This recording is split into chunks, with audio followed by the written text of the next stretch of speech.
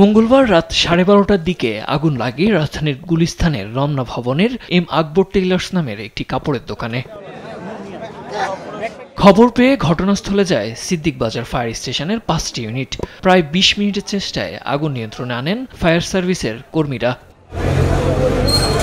Fire service জানায় 6তলা ভবনের 3 তলার একটি দোকানে আগুন লাগে। ছড়িয়ে পড়ার আগেই তা নিয়ন্ত্রণে আনা সম্ভব হয়। অগ্নিকাণ্ডের কারণ ও ক্ষয়ক্ষতির পর আসসালামু আলাইকুম প্রিয় দর্শক, নতুন একটি নিউজে আপনাদেরকে স্বাগতম। দর্শক, আজকে আপনাদেরকে যে ভিডিওটি দেখাতে চলেছি সেই ভিডিওটি এই মুহূর্তে ভাইরাল হয়েছে সোশ্যাল মিডিয়ায়।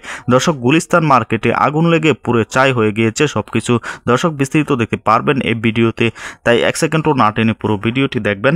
চ্যানেলে নতুন হলে সাবস্ক্রাইব করে রাখবেন পরবর্তী আপডেট পাওয়ার জন্য। ভিডিওতে একটি লাইক করে দেখতে থাকুন সম্পূর্ণ ফায়ার স্টেশনের 5টি ইউনিট। প্রায় 20 মিনিটের চেষ্টায় আগুন নিয়ন্ত্রণে আনেন ফায়ার সার্ভিসের কর্মীরা। ফায়ার সার্ভিস জানায় 6তলা ভবনের 3 তলার একটি দোকানে আগুন লাগে। ছড়িয়ে পড়ার আগেই তা নিয়ন্ত্রণে আনা সম্ভব হয়। অগ্নিকাণ্ডের কারণ ও ক্ষয়ক্ষতির পরিমাণ তদন্তের পর জানা যাবে বলেও জানান তারা। মেসেজটা পাই সেটা হচ্ছে রাত্র 12:30 সময় যে রমনা ভবন মার্কেটে আগুন লাগছে। 5টা ইউনিটের ঐকান্তিক প্রচেষ্টায়, আমাদের ফায়ার ফাইটারদের চেষ্টায় আগুনটা অতি অল্প সময়ের মধ্যে আমরা নিয়ন্ত্রণে নিয়ে আসি। 12:35 আমরা এখানে পৌঁছাই। 12:58 সময় আমরা আগুনটা নিয়ন্ত্রণে দেই। এর আগে রাত 11টার দিকে আগারগাঁওয়ে কারিগরি শিক্ষা বোর্ডের সামনে দাঁড়িয়ে থাকা একটি পরিত্যক্ত গাড়িতে অগ্নিকাণ্ড ঘটে।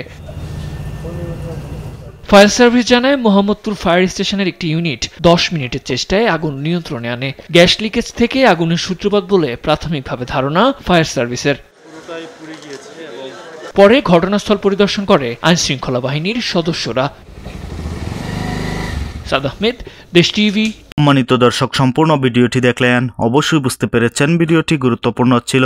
দর্শক, এই ভিডিওতে যে তথ্যগুলো আপনারা পেয়েছেন এ বিষয়ে আপনাদের কি মতামত তা অবশ্যই কমেন্ট করে জানাবেন, এবং পরবর্তী আপডেট ভিডিওগুলো সবার আগে পেতে চ্যানেলটিকে এখনই সাবস্ক্রাইব করে রাখুন। এই মুহূর্তে বিদায় নিচ্ছি, দেখা হবে পরবর্তী কোনো ভিডিওতে। সে পর্যন্ত ভালো থাকুন, সুস্থ থাকুন। আসসালামু আলাইকুম।